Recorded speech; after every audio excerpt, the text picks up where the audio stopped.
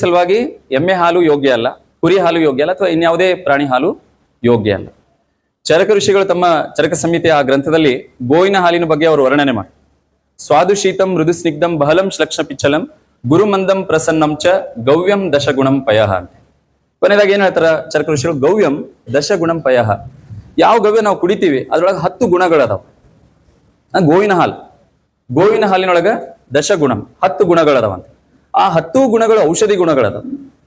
ಈ 10 ಔಷಧಿ ಗುಣಗಳು ಬೇರೆ ಯಾವ ಪ್ರಾಣಿ ಹಾಲಿನೊಳಗೂ ಇಲ್ಲ. ಅಂದ್ರೆ ಇದನ್ನ ಸಾವಿರಾರು ವರ್ಷಗಳ ಹಿಂದೆ ಯಾವುದೇ ಮೈಕ್ರೋಸ್ಕೋಪು, ಕಂಪ್ಯೂಟರ್ ಟೆಕ್ನಾಲಜಿ, ಇನ್ಯಾವುದೇ ಟೆಕ್ನಾಲಜಿ ಇಲ್ಲದೆ ಇರುವಂತಹ ಸಂದರ್ಭದಲ್ಲಿ ಚರಕ ಋಷಿಗಳು ಇದನ್ನ ತಿಳ್ಕೊಂಡು ತಮ್ಮ ತಪಸ್ಸಿದ್ದಿಂದ ಇದನ್ನೆಲ್ಲ ಅರ್ಥಕೊಂಡು ನಮ್ಗೆ ಹೇಳಿ ಹೋಗ್ಯಾರ. ಅದು ನಾವೀಗ ಪ್ಯಾಕೆಟ್ ಹಾಲು ಕುಡಿತಾ ಇದೀವಿ, ಸಿಗ್ತಾ ಇಲ್ಲ ಅಂತ. ಅದು ನಾವು ಯಾವುದೇ ಪ್ಯಾಕೆಟ್, ನಾನು ಇಲ್ಲಿ ಡೈರಿ ಹೆಸರು ಹೇಳಕ್ ಇಷ್ಟಪಡಲ್ಲ, ಯಾವುದೇ ಡೈರಿ ನೀವು ತಗೊಂಡ್ರಂದ್ರೂ ಕನಿಷ್ಠ 3 ದಿನದ ಹಳೆ ಹಾಲು ಇರ್ತದೆ. ಅದು